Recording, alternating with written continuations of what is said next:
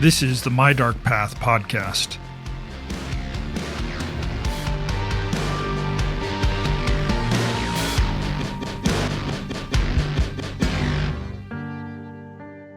Lake Ladoga is the largest body of fresh water in Europe, located in northwestern Russia, but only about 25 miles east of St. Petersburg.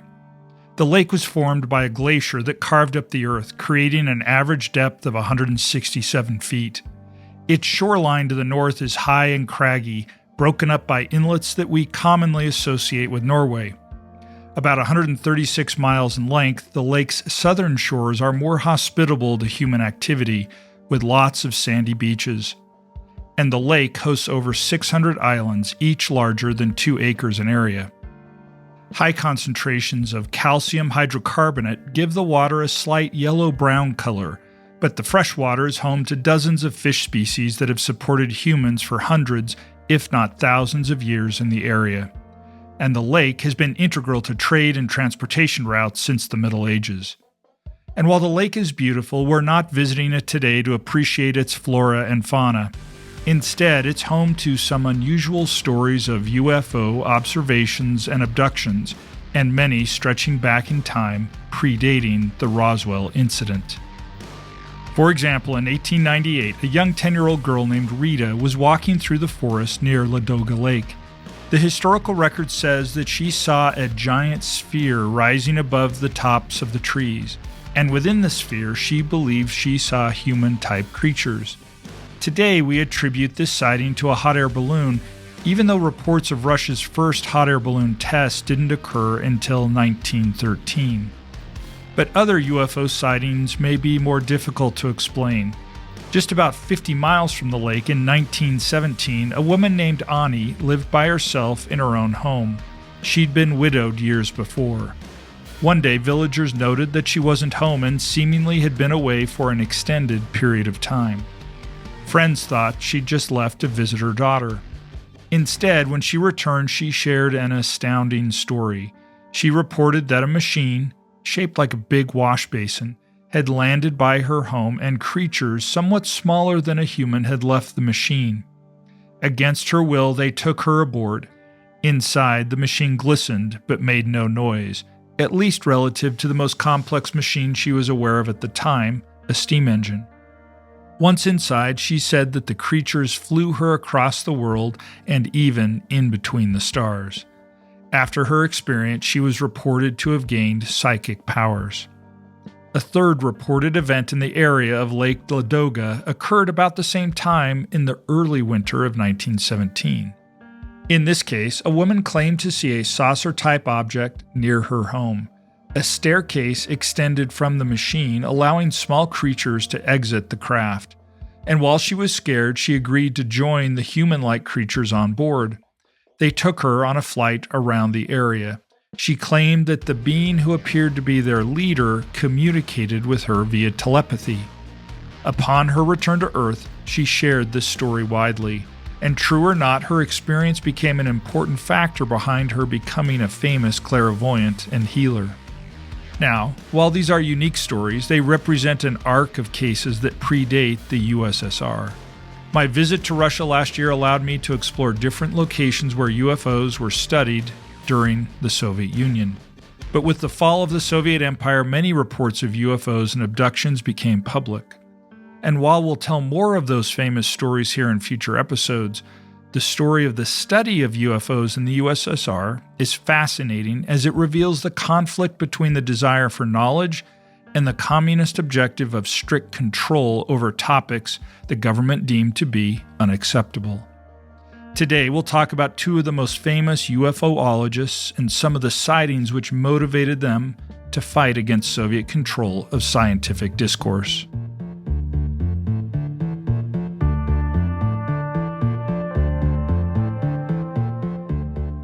Hi, I'm MF Thomas, and this is the My Dark Path podcast. In every episode, we explore the fringes of history, science, and the paranormal. So if you geek out over these subjects, you're among friends here at My Dark Path. Find us on Instagram, visit mydarkpath.com, and see our videos on YouTube. But no matter how you choose to connect with us, I'm so grateful for your support. This episode about Soviet UFOs is only part 1. A second episode will be released on Patreon later this month. It's a part of a special mini-series, The Secrets of the Soviets, that is only available to subscribers. Everyone who is a subscriber in August will get a free autographed copy of my latest novel, Like Clockwork. I'm grateful to each of our Plus subscribers as they help the show grow. Let's begin with episode 42, Overhead and Underground, UFOs in the USSR.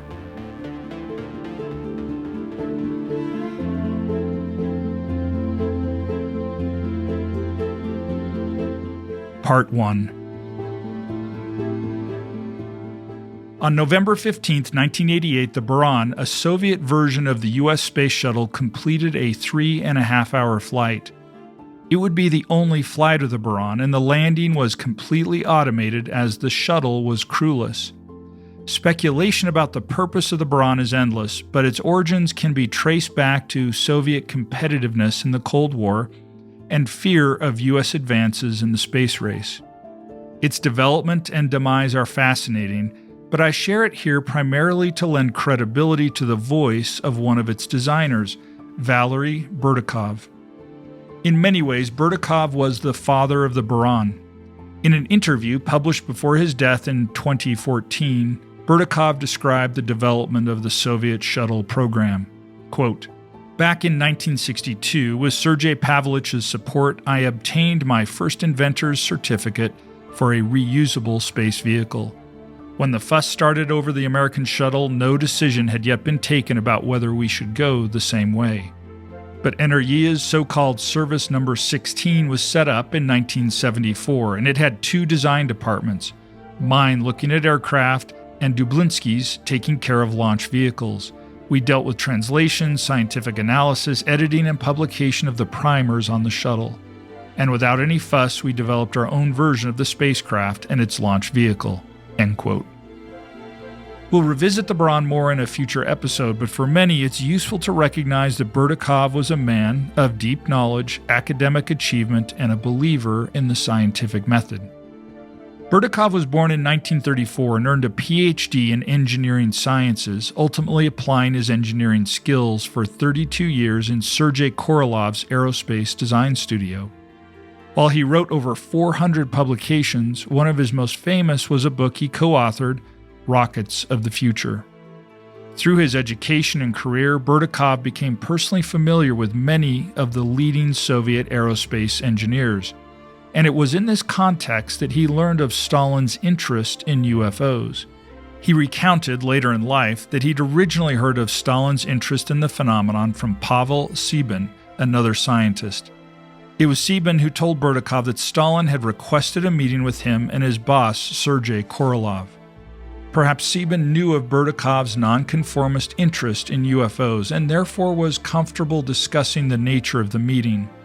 Burdakov's UFO research wasn't entirely a secret, and even his boss Korolev knew of his curiosity about the UFO phenomenon.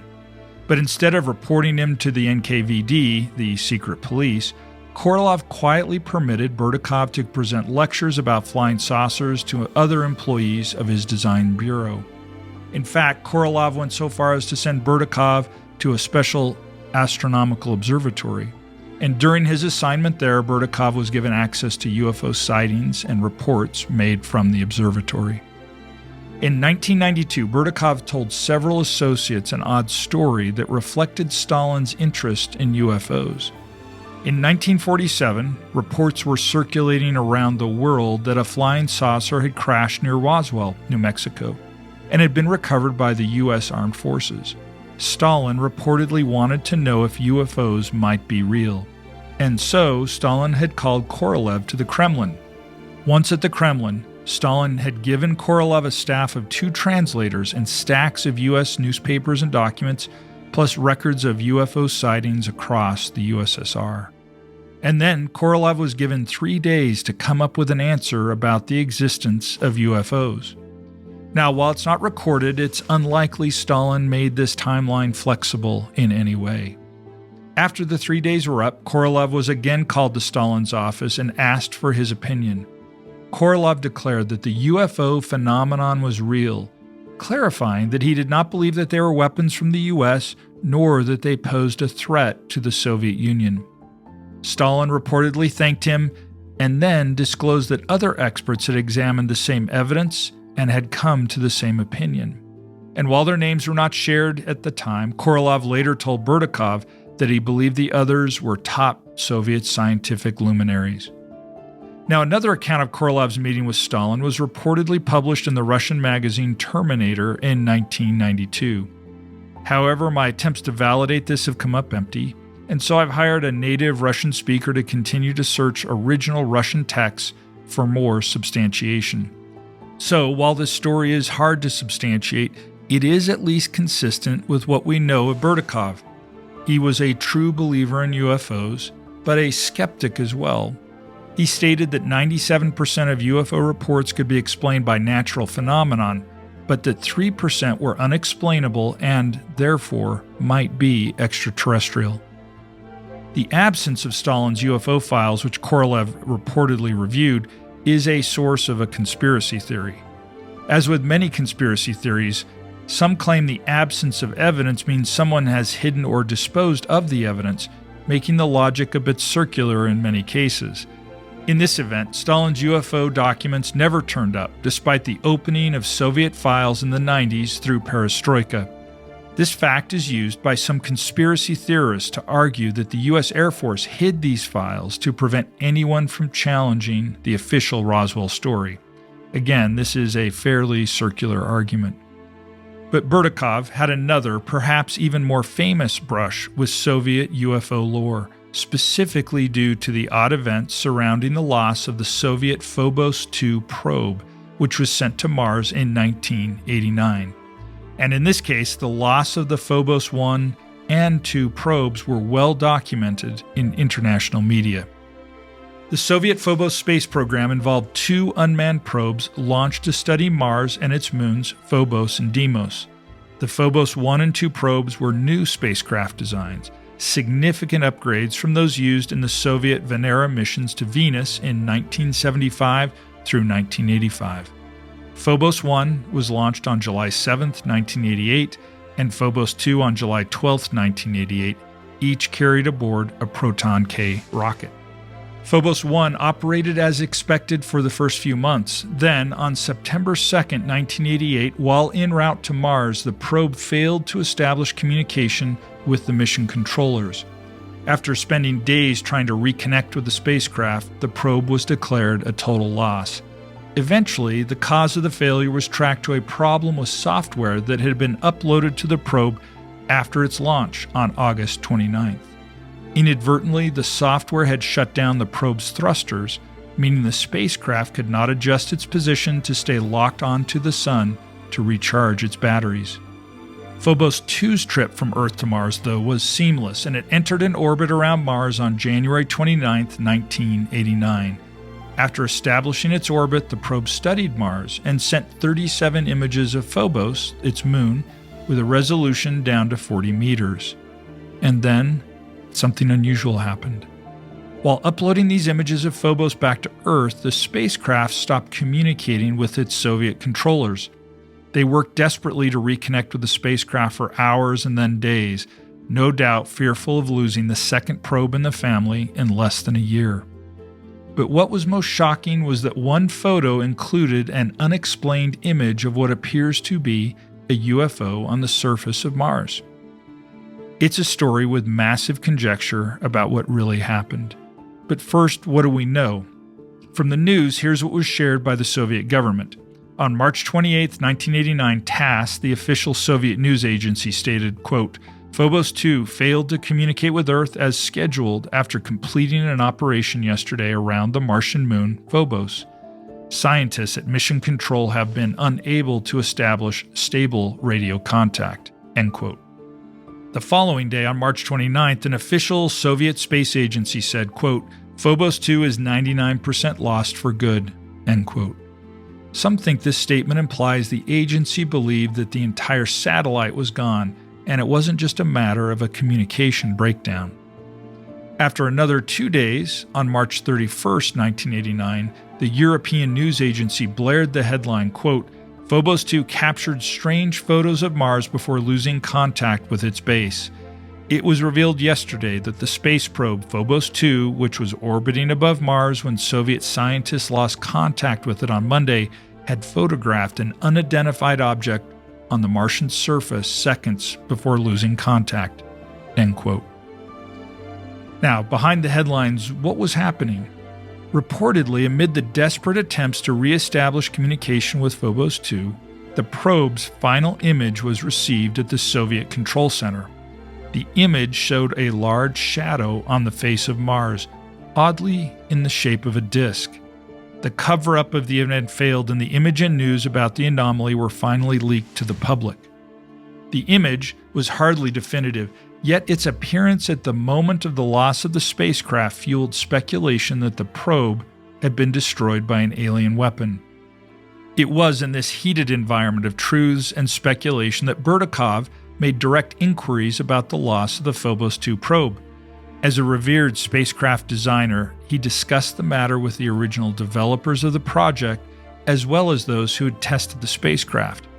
Suspicious of the official explanations, he challenged the series of strange events that led to the destruction of Phobos 2. At that time, news of the photograph was still hidden from him. Yet he explored the following hypothesis.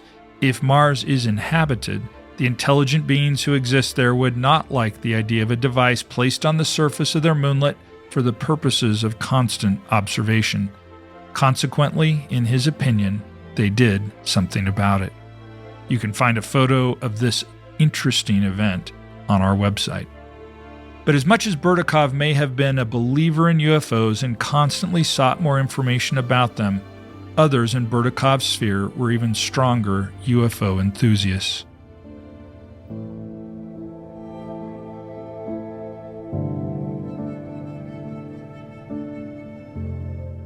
Part 2.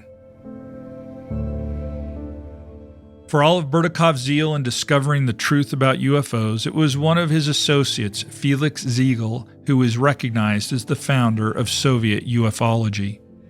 Felix Ziegel was born on March 20, 1920 in Moscow.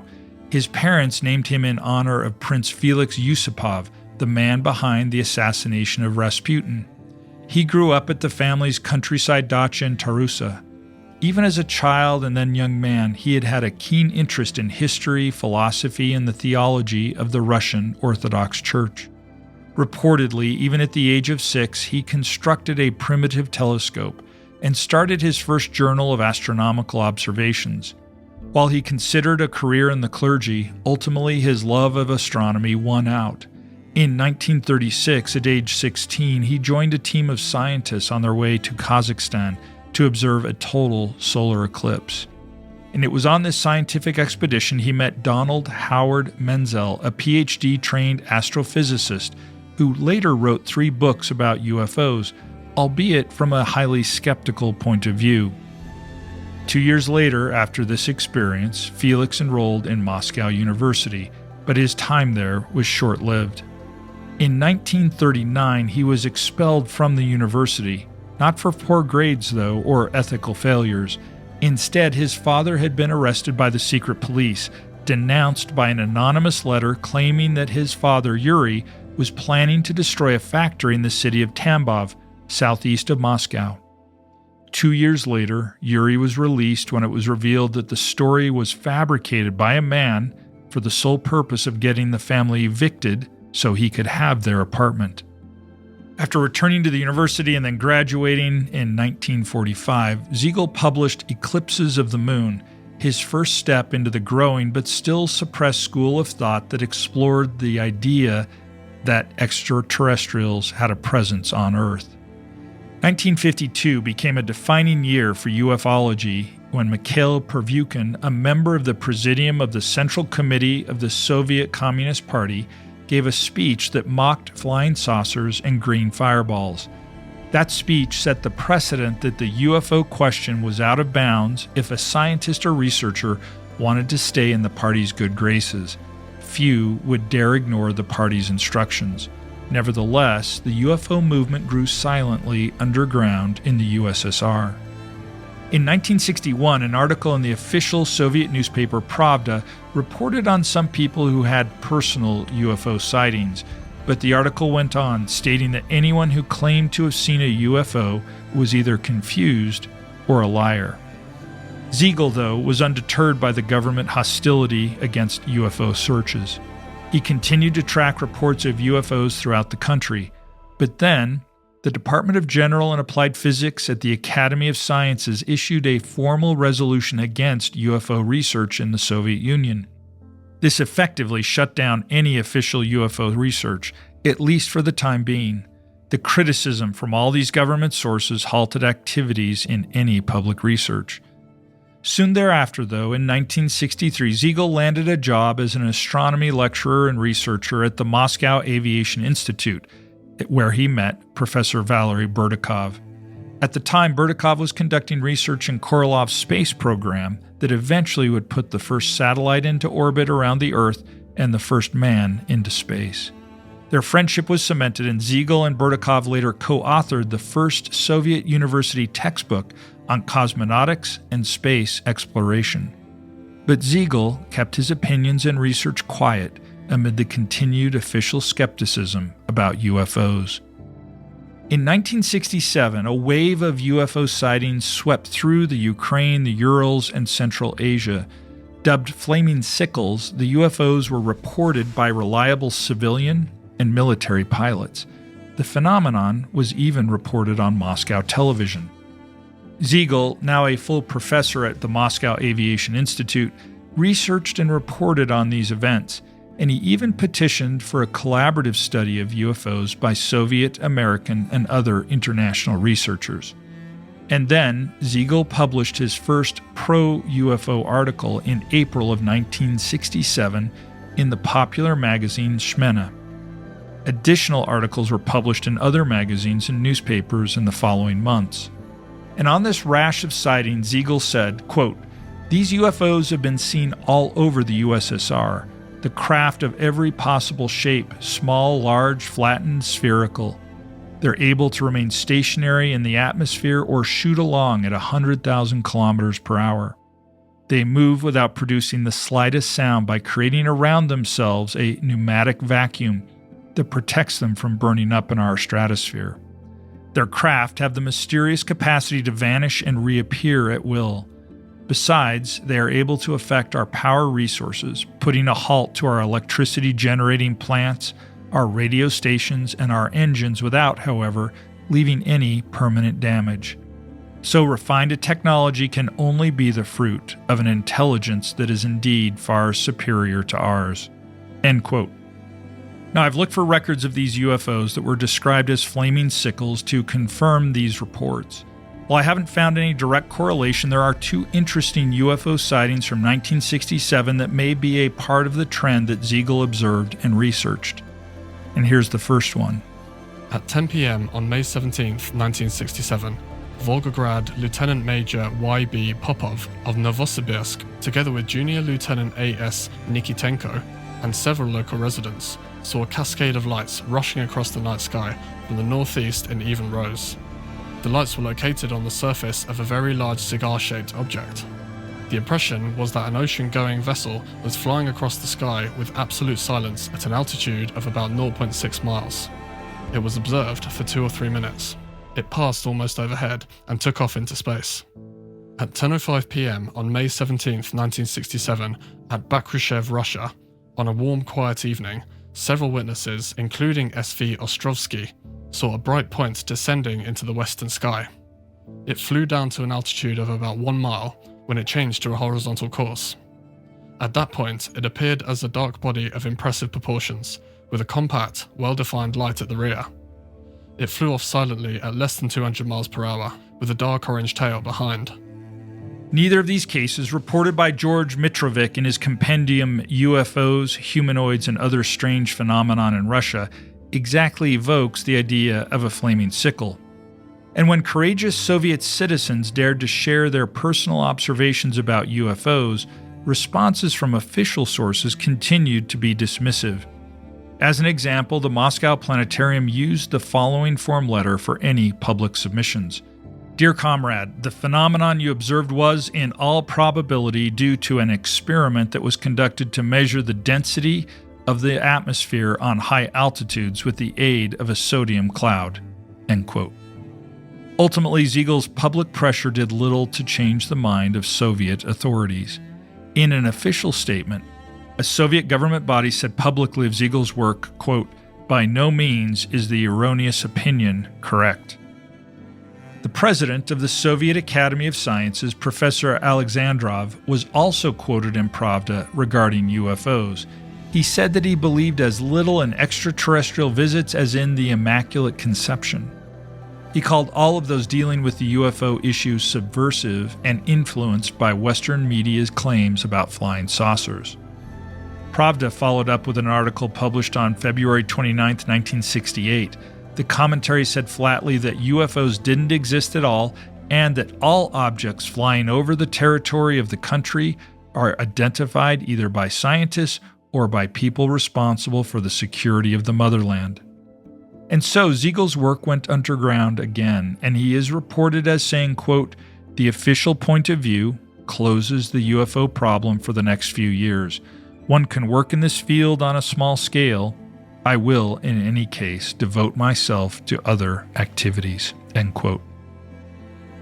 Despite the pressure that prevented him from conducting research and speaking in public, he continued to publish his findings as samizdates, which were typewritten publications circulated in secret as they were often highly critical of the Soviet government. But this was an inefficient method of communicating, as each copy had to be retyped by hand. Copying equipment was under strict government supervision and control, and so Siegel wrote his manuscripts with 3 carbon copies. Soviet UFO researchers found other ways to share their findings. They started to meet privately under the guise of a writers' group in the conference room of the magazine Technika Molodez. Officially, they maintained their cover as a gathering of science fiction writers, but in reality, they met exclusively to share their findings and hypotheses about UFOs. While the term UFO was essentially banned, writers did have permission to discuss technical science fiction. Siegel, who previously had had some contact with the West, was also isolated from foreign media outlets at the time. Siegel was called a dangerous dreamer who constantly performed scientific tightrope acts. By the end of the 1960s, it's estimated that there were only 25 to 30 people in the entire Soviet Union who were interested in UFO research and who corresponded with each other. The government's warnings against the study of UFOs had achieved its goal. No new threats were required.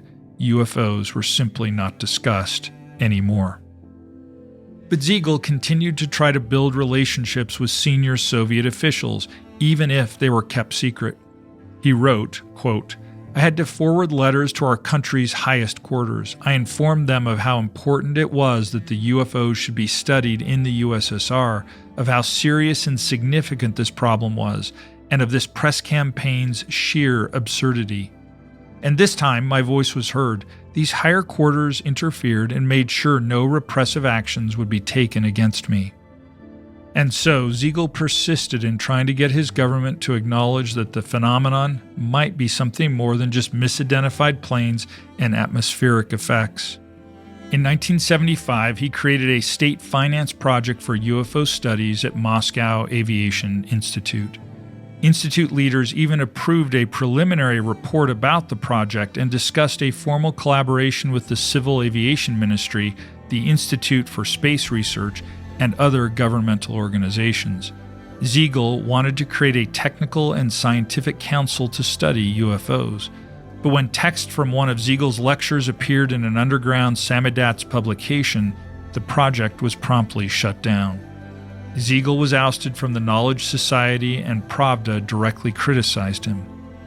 After this, the study of UFOs remained underground, although a few very public incidents sparked some renewed interest, including the Petrozavdsk phenomenon, which was observed on September 20th, 1977.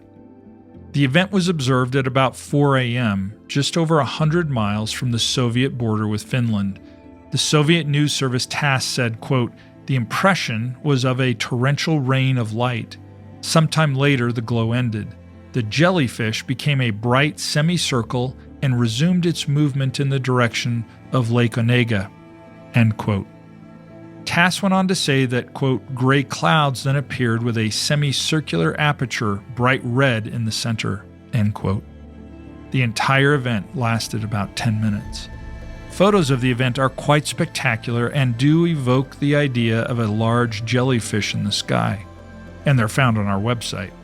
The event is still subject to controversy, but eventually it was explained away by the launch of a satellite from a nearby launch facility. That might seem to be a convenient excuse, but then consider the amazing celestial light shows put on by SpaceX launches. This event opened the door to UFO studies just a crack, and a broader program was created to study anomalous phenomenon, although words like UFO and flying saucer were still banned. The program included participants from the Soviet military and civilian worlds. Still, Soviet censorship remained a suffocating blanket and prevented any pro-UFO research from reaching the public via an approved newspaper or journal. That was until an article was published in the Trud magazine about a UFO case that ripped through the Soviet population in 1985.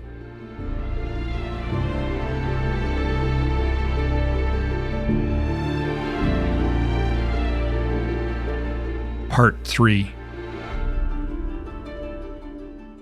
The story wasn't actually supposed to be published at all.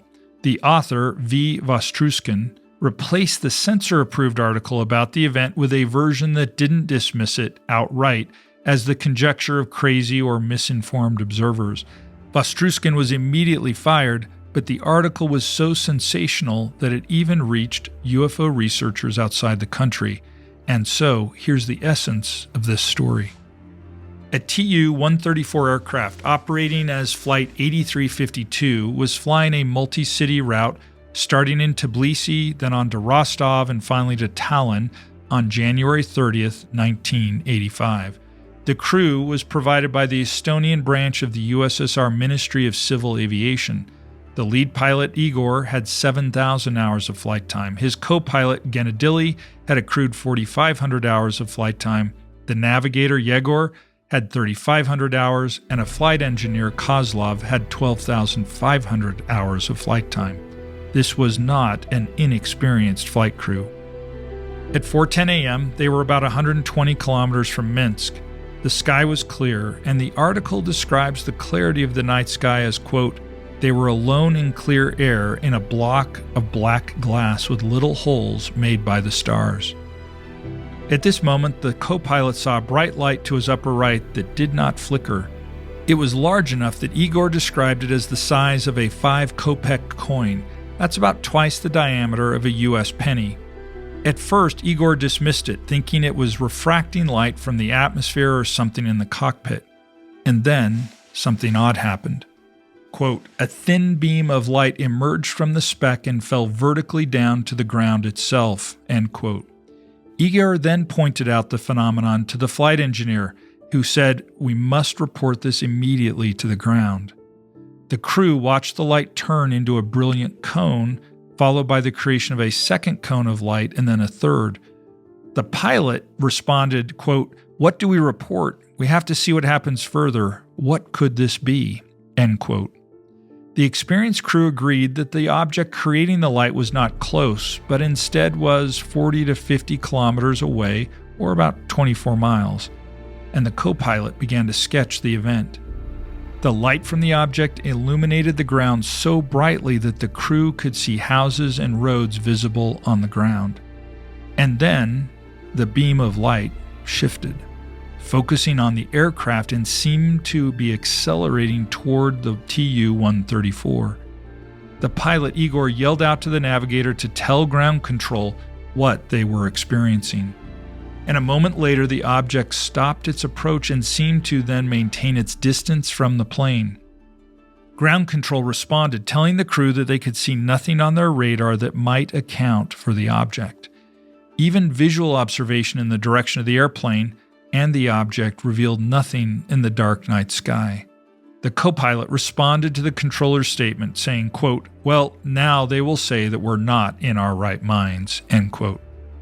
The plane continued in its journey and the object stayed with them but shifted its position around the aircraft, flying above and below it to the right and left, but always staying with the plane as it flew at about 32,000 feet and about 500 miles an hour.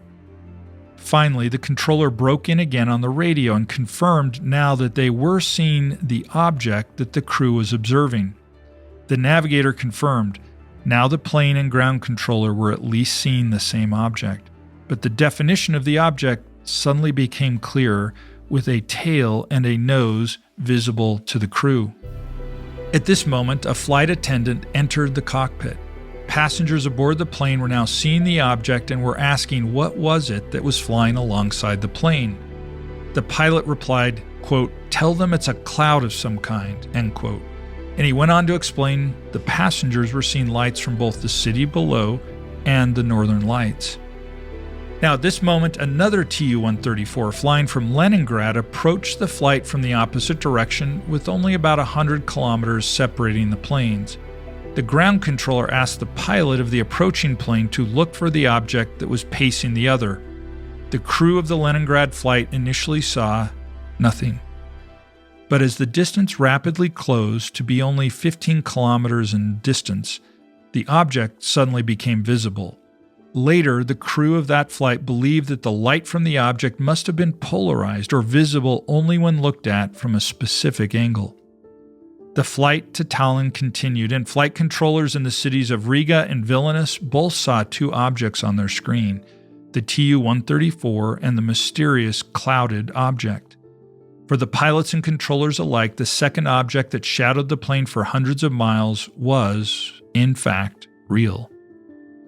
Upon landing, reports were made and the deputy chairman of the Commission of Aerodynamic Phenomenon was asked to comment on the event. Their commission statement included the following, quote, "The sighting made by the Tallinn crew has been investigated by the Estonian section of our commission. The fact that the object instantly changed its movement to the opposite direction and reached the ground with a beam of light from a very high altitude is unquestionably atypical. The dimensions of the object which the aviators saw was really very huge. It was natural to assume that somewhere distant, many thousands of kilometers away, a global atmospheric or geophysical process of a type still unknown to science was taking place. But in the final analysis, this explanation proved to be untenable. After all, the aviators succeeded in determining the distance to the object. And for this reason, there is only one conclusion that may be drawn. The Tallinn crew dealt with what we call a UFO." End quote.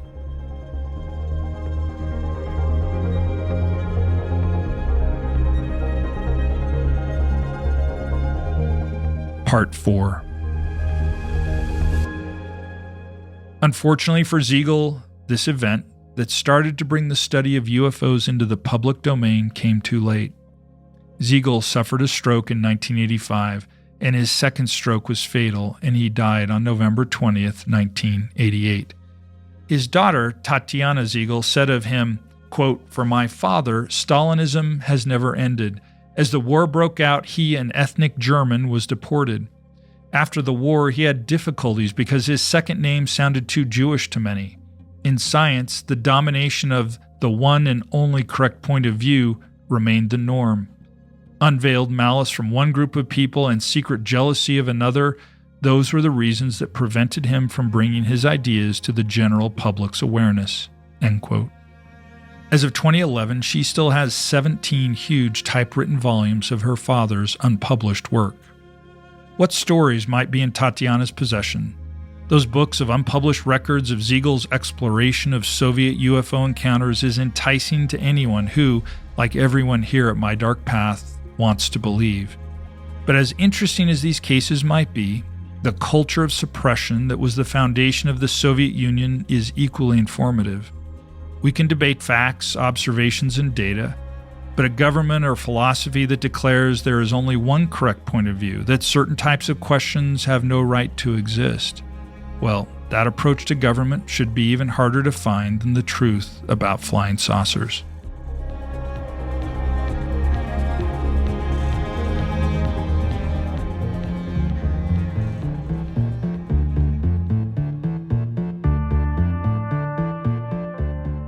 Thank you for listening to My Dark Path. I'm MF Thomas, the creator and host, and I produce this show with creative director Dom Purdy. Thank you to Dom and the entire My Dark Path team. Please take a moment to give My Dark Path a rating and a review wherever you're listening. It really helps the show, and we love to get your feedback. Again, thanks for walking the dark paths of history, science, and the paranormal with me. Until next time, good night.